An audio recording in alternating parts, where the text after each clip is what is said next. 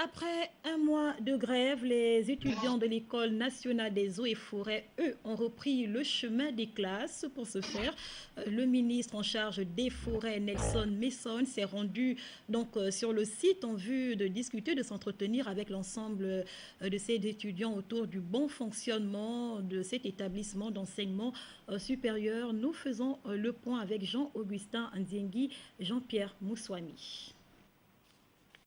Plus de 3 semaines après sa première visite en sa qualité de ministre en charge des forêts, Nelson Messon, qui accompagnait son ministre délégué Louis-Philippe Mvekogué, est venu sur invitation des étudiants de l'École nationale des eaux et forêts qui observaient depuis plus d'un mois déjà un mouvement de grève, les écouter au regard des efforts consentis par la tutelle pour apporter des réponses immédiates à certains points de revendication contenus dans leur cahier de charge.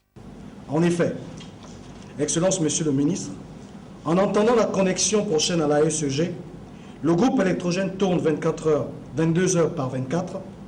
Les frais de stage et les pénalités sur les frais d'inscription ont été remboursés. Le foyer est désormais ouvert. Cependant, les étudiants sont encore dans le doute, car des instructions fermes ordonnées par vous ne sont pas entièrement suivies. Toutefois, Excellence, Monsieur le ministre, nous vous annonçons que la grève est levée sous réserve de l'application des points restant ci-dessus. Satisfait de cette sortie de crise, le ministre Nelson Messon, qui a eu une séance de travail avec le corps administratif, l'a instruit de trouver des solutions aux autres points restant dans le cahier de charge des étudiants.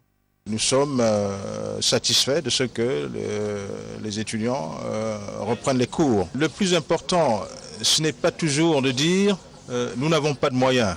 Le plus important, c'est de dire avec les moyens que nous avons, qu'est-ce que nous pouvons faire de mieux? Comment nous pouvons améliorer les choses avec les moyens dont nous disposons? Je pense que c'est cela le défi. Et c'est ce à quoi j'ai invité l'administration comme exercice.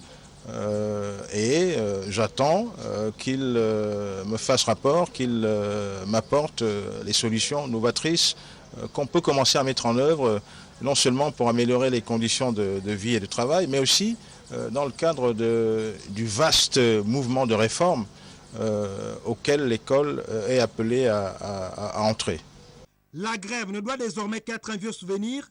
Il appartient donc à l'administration non seulement de solutionner les points de revendication restants, mais également de mettre en place un emploi du temps qui tiendra compte du retard accumulé dans la progression des cours.